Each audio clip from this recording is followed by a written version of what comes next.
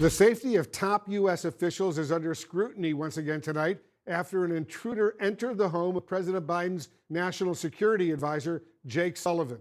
Our senior justice correspondent, Evan Perez, is joining us along with CNN law enforcement analyst, the former Secret Service agent, Jonathan Wackrow. Evan, first of all, walk us through what we know, what happened during this encounter inside the home of the national security advisor to the president. Well, Wolf, this incident happened in the early morning hours around 3 a.m.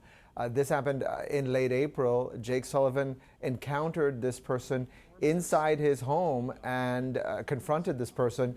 It appears that Sullivan, at least what he told investigators, is that he believed the person appeared to be intoxicated. He got the person to leave the home. The big part of this, though, was that the person got in to his home despite the fact that he had a Secret Service detail outside of the home, and the Secret Service detail never saw the person either come in or leave the home. Wolf. Yeah, it's very disturbing indeed. And Jonathan, you're a former Secret Service agent. How did this happen on the Secret Service's watch there at the home of the president's national security advisor? Well, stating the obvious, Wolf, something went drastically wrong in this situation. That evening, while these agents were providing residential security protection, they weren't providing the 360-degree protection that is applied in part of the Secret Service methodology. Now, while the National Security Advisor was not injured, nothing was taken from the residents, it doesn't take away from the seriousness of this incident.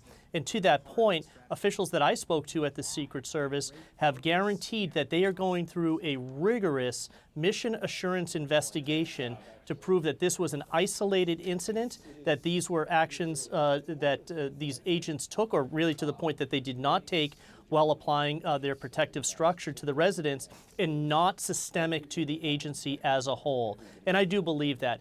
I was on this detail. The National Security Advisor falls under the Presidential Protection Division. I had spent a lot of time with the National Security Advisor during my time in the Secret Service, and it is a critical protective assignment because of the role that the NSA plays in the administration. But for these agents not to be aware that, one, there was an intruder on the property, two, that this intruder got into the residence, and three, engaged with your protectee, that has to undergo the rigor of a serious investigation to figure out what happened and ensure that it never happens again within the Secret Service. They got to learn lessons and make sure that the post-mortem they're doing is thorough. Evan, first of all, has anyone been arrested?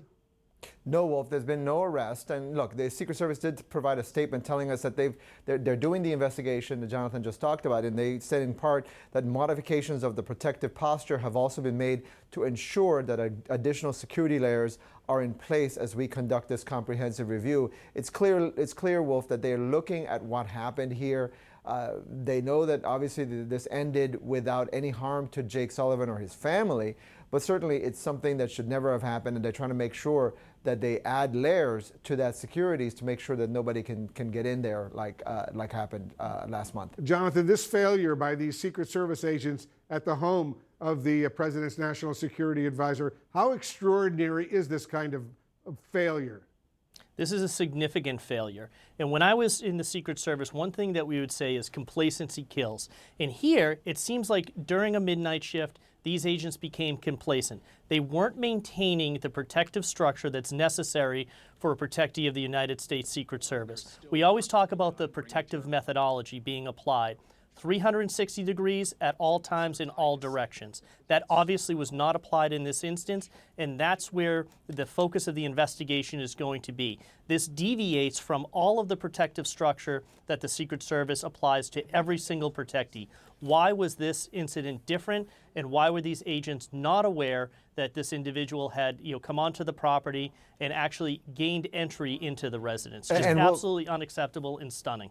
And Wolf, I think one of the things we're certainly hearing from the Secret Service is that based on what their investigation finds, there might be repercussions for these agents, there might be disciplinary procedures, there might be additional training that might be mandated for some of these agents to make sure that something like this doesn't happen. Yeah, they got to really, really be careful. All right, Evan Perez, Jonathan Wackrow, guys, thank you very much. Our reporting on the incident at Jake Sullivan's home comes only a day after a man with a metal baseball bat actually attacked a U.S. congressman's office.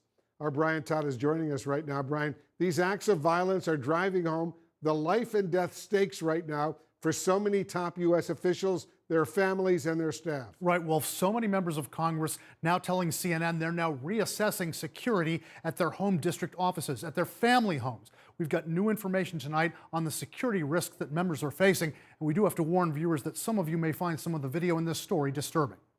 Listen to my friend from Texas. Congressman Jerry Connolly told CNN his district office in Fairfax City, Virginia, was an easy target for a man wielding a metal baseball bat. Enraged, in an enraged state. The suspect injured 2 of Connolly's aides with the bat and damaged much of the office. Connolly said his staff was still cleaning up the blood this morning. He told CNN's Manu Raju this incident exposes a hole in security for members of Congress. I think we're going to have to reassess the security we provide or don't provide district offices. If you're in a commercial office space like me, you have no security, none.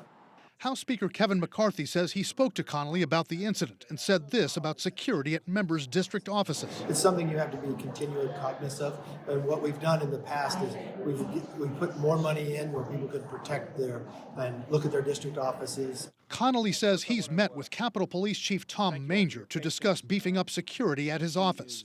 Today, Chief Manger told a House committee about the alarming rise in threats against lawmakers. It's gone up over 400% over the last 6 years. Manger cited the most disturbing, high-profile attacks against members of Congress and their families, like the assault in late October targeting then-Speaker Nancy Pelosi's husband, captured on this police body cam video. Drop the hammer. Nope. Hey. What is going on right now? I'm not getting an answer on call. These incidents spotlight what could be the toughest challenge for Capitol Police and the Secret Service, protecting members at their homes and offices back in their home districts. The U.S. Capitol Police doesn't protect those unless there's a specific known threat to that member.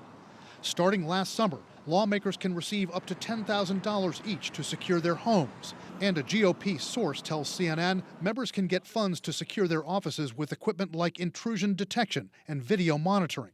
Extremely minimal, especially since the Capitol Police have that disadvantage. They don't have a field office infrastructure like Secret Service and FBI to protect their jurisdictions. From former Secret Service agent Matt Doherty, who once wrote guidance for how to protect lawmakers, recommendations that could be implemented almost immediately. Have a vestibule of double glass doors, require visitors to be buzzed in, and train staff to spot trouble. Hopefully, if they're trained in observing concerning behaviors, they would know that this person was a little off and perhaps not buzz them in.